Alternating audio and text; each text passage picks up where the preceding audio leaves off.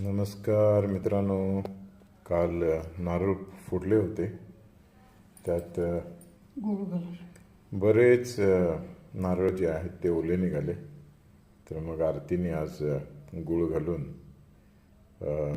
खोबऱ्याच्या वड्या करायला घेतलेल्या आहेत. तर प्रोसिजर काय केलं होतं याचं? किसून घेतलं सगळं आणि गुळ घालून पाक करून त्याच्यात परतून घेतलं आणि थोडं खाली तूप लावून हे घातलेलं आहे. आता थंड झालं की याच्या वड्या पाडायच्या.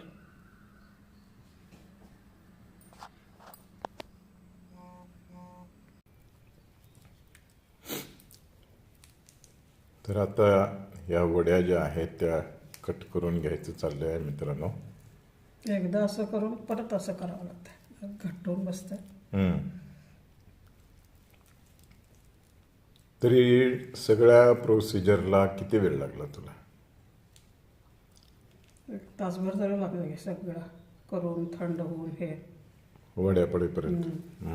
हे गुळाचं जरा थंड व्हायला वेळ लागतं, साखरेचं लगेच होतं. ओके. असे थंड झाले की आता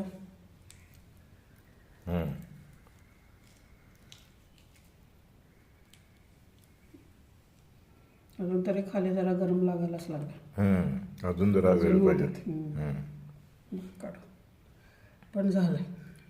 तर मित्रांनो, अशा या खोबऱ्याच्या वड्या तयार होत आहेत आणि सकाळी दुपारी केव्हाही जेवणानंतर सुद्धा स्वीट म्हणून खायसाठी एक चांगली घरगुती ऑप्शन आहे. हे टिकाऊ पण आहे, काय लगेचच संपवायला पाहिजे अशातलाही काही भाग नाही.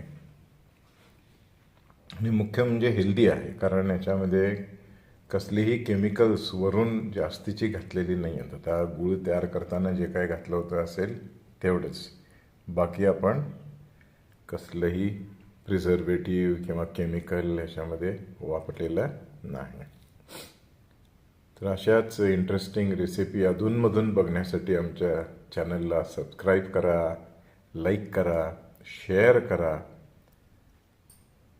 आणि तुमचे विचार आमच्यापर्यंत पोहोचवण्यासाठी नक्की कॉमेंट पण करा.